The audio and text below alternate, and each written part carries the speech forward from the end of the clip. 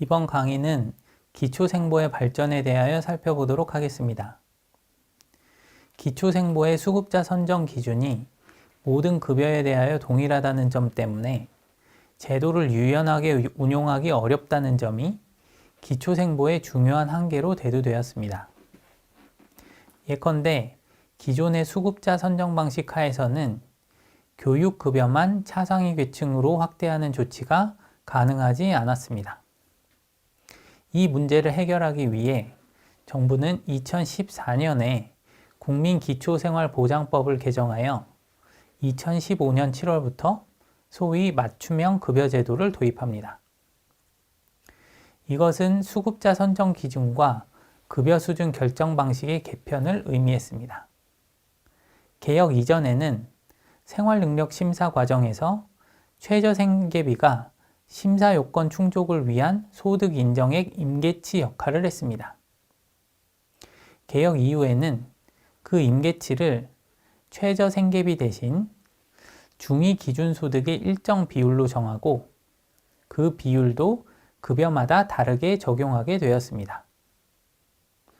급여 수준에 따른 소득 인정액 임계치를 급여 종류별 최저보장 수준이라고 부릅니다. 예컨대 2016년 가구 규모에 따른 급여 종류별 최저보장 수준은 생계급여의 경우 기준 중위소득의 29%, 의료급여는 기준 중위소득의 40%, 주거급여는 기준 중위소득의 43%, 교육급여는 기준 중위소득의 50%였습니다. 2022년 최저보장 수준은 생계급여는 기준 중위소득의 30%, 의료급여는 기준 중위소득의 40%, 주거급여는 기준 중위소득의 45%, 교육급여는 기준 중위소득의 50%입니다. 결국 중위 기준소득이 소득 인정액의 기준으로서 최저생계비를 대체했고 소득 인정액 기준은 급여에 따라 맞춰졌습니다. 최저생계비가 그랬던 것처럼 중위 기준소득과 최저보장 수준은 중앙생활보장위원회의 심의 의결을 거쳐 매년 고시됩니다. 급여 산정 방식도 급여별로 적정 수준을 정하도록 바뀌었습니다. 다만 생계급여는 예외인데 선정 기준과 소득 인정액의 차액으로 결정된다는 점에서 사실상 달라진 것이 없습니다. 기초생보 관련 최대 현안 중 하나는 부양의무자 기준의 폐지입니다. 사실 국민기초생활보장법상 부양의무자 기준은 1999년 이전 생활보험법상 부양의무자 기준과 동일했습니다. 부양의무자가 수급권자의 부모, 성인 자녀와 그 배우자, 조부모, 손자녀와 그 배우자까지 포함하는 것으로 정의됐던 것입니다. 이처럼 지나치게 넓은 부양의무자 범위는 당시 이미 핵가족화된 사회 현실에 부합하지 않았습니다. 또한 부양의무자의 존재로 인해 빈곤으로부터 구제받지 못하는 일도 흔히 일어났습니다.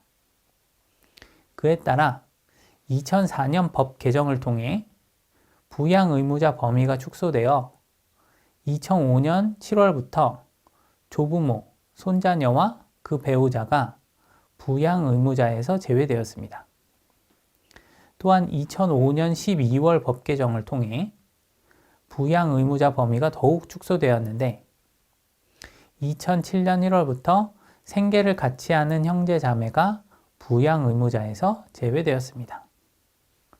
마지막으로 2014년 법 개정을 통해 2015년 7월부터 사망한 자녀의 배우자는 제외되었습니다.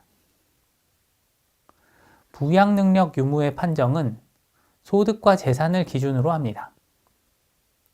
부양의무자의 부양능력 판정 소득액이 수급권자 가구 중위소득의 40%와 부양 의무자 가구 중위소득의 100%를 합한 금액 이상이면 부양 능력이 있는 것으로 봅니다. 만약 부양 의무자의 부양 능력 판정 소득액이 위 기준에는 미치지 못하지만 부양 의무자 가구 중위소득 이상이면 부양 능력 미약으로 판정합니다. 만약 부양 의무자의 부양 능력 판정 소득액이 부양 의무자 가구 중위소득 미만이면 부양 능력이 없는 것으로 봅니다. 다만 소득 기준과 별개로 부양 의무자 가구 재산의 소득 환산액이 수급권자 가구 중위소득과 부양 의무자 가구 중위소득의 합의 18%인 경우에도 부양 능력이 있는 것으로 봅니다. 사실 부양 의무자 범위의 축소와 함께 부양 능력 판정 기준도 완화되었습니다. 그림은 2001년에서 2020년 부양 의무자 가구의 부양 능력 판정의 상대 비율을 보여줍니다. 부양 능력이 있거나 미약하다고 판정되는 비율은 꾸준히 감소해왔고 부양 능력이 없다는 판정의 비율은 꾸준히 증가하고 있습니다. 특히 2015년 이후 부양 능력 미양으로 판정되는 비율이 현저히 줄어든 것을 볼 수 있습니다. 이후에도 부양 의무자 요건은 꾸준히 완화되었습니다.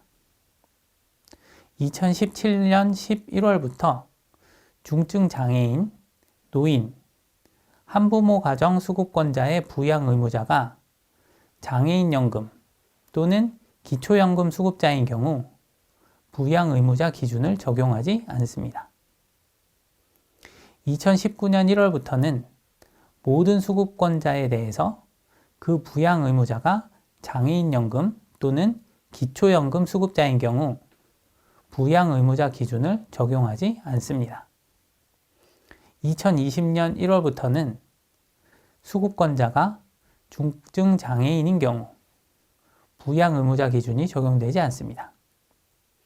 2021년 1월부터는 수급권자가 노인, 한부모 가구일 경우 부양 의무자 기준이 적용되지 않습니다. 향후 부양 의무자 기준이 완전히 폐지될지는 아직 지켜보아야 합니다. 다음 강의에서는 사회정책의 미래에 대하여 살펴보도록 하겠습니다.